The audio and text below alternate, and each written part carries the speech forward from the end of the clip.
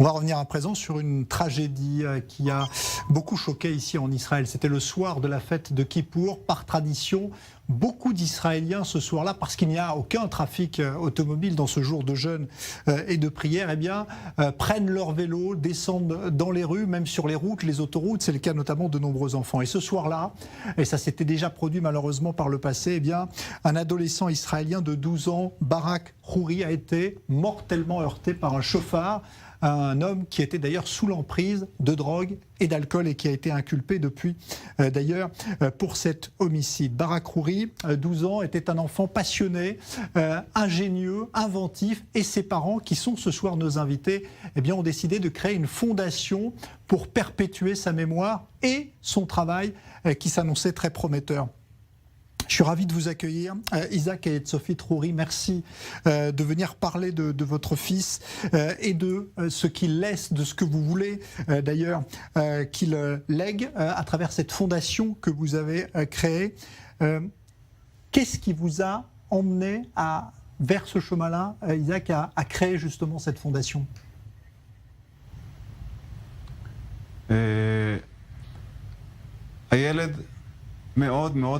Cet enfant adorait apprendre, agir, faire, fabriquer de ses mains. Il construisait des robots. Et il avait une vision de faire quelque chose de grand pour la société, pour le monde, d'inventer quelque chose. Et nous voulons poursuivre cette vision, ce rêve, et le réaliser. Il avait, je crois, créé quelque chose justement qui peut... vous n'entendez pas la traduction? Alors je vais vous demander de lui traduire, peut-être qu'on va vous le traduire à vous. Il avait créé quelque chose qui peut être utile aux pompiers israéliens, et c'est ça aujourd'hui que vous allez peut-être pouvoir perpétuer à travers cette fondation.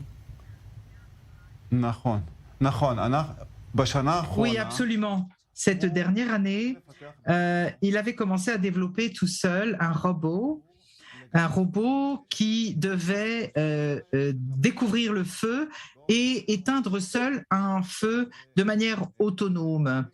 Et il n'a pas pu terminer ce projet. Il avait construit cela tout seul, il avait inventé cela seul, il l'avait monté tout seul, pratiquement sans connaissance, il n'avait aucune formation.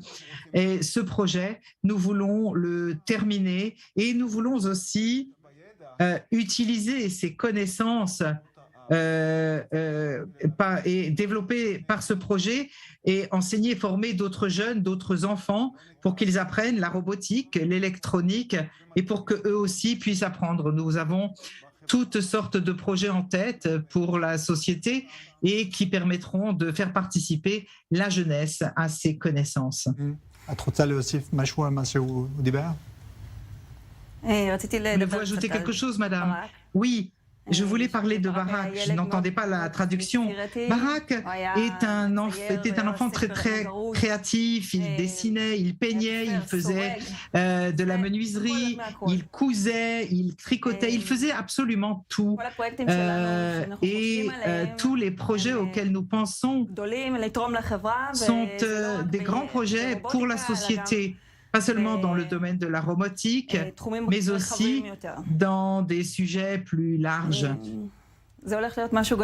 Voilà, ça va être quelque chose de très important. Et ceux qui veulent se joindre à nous peuvent chercher sur Google le robot de Barak, un robot chez Barak, et ceux qui veulent faire des dons, voilà. C'est l'adresse de projet. Voilà. Pour ceux qui veulent effectivement aider cette fondation et développer ce projet. Vous en avez parlé, je crois, aux pompiers d'Israël déjà? Vous en avez parlé avec eux? Oui, absolument. Nous avons rencontré le chef des pompiers en Israël, le responsable, donc la personne la plus importante, et d'autres personnes encore. Et nous voulons coopérer avec d'autres sujets. Ils sont prêts à coopérer avec nous. Nous en sommes très heureux. Nous pourrons ainsi promouvoir des choses aussi avec leur aide. Mais nous avons encore beaucoup d'autres personnes de tout le pays, des professeurs, des étudiants qui s'adressent à nous. Ils sont tellement émus de tout cela, ils s'identifient à nous, qu'ils sont tous prêts à nous aider, tous. C'est vraiment très, très émouvant, vraiment extraordinaire. vraiment ceux qui veulent, des téléspectateurs ou du monde entier veulent participer, eh bien, sur ce site GiveBack, il y a le site en anglais, eh bien, vous pourrez participer à ce projet. Et voilà. Sophie, d'où lui venait cette curiosité? C'est vous qui lui avez transmis cette envie de créer comme cela et de s'intéresser aux autres? Barak était un enfant qui n'a pas perdu une minute de sa vie. Il y a des enfants aujourd'hui qui passent leur temps devant la télévision, devant les écrans, sur TikTok. Barak, c'était pas ça. C'était un enfant qui passait chaque instant de sa vie à apprendre, à développer ses capacités, les sujets qui l'intéressaient. Imaginez ce que vous pourriez faire si vous profitiez de chaque minute de votre vie pour développer vos connaissances, où vous en seriez aujourd'hui. Eh bien, c'était ça, Barak.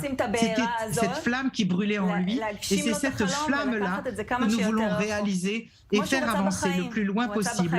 C'était ce qu'il souhaitait quand il était en vie.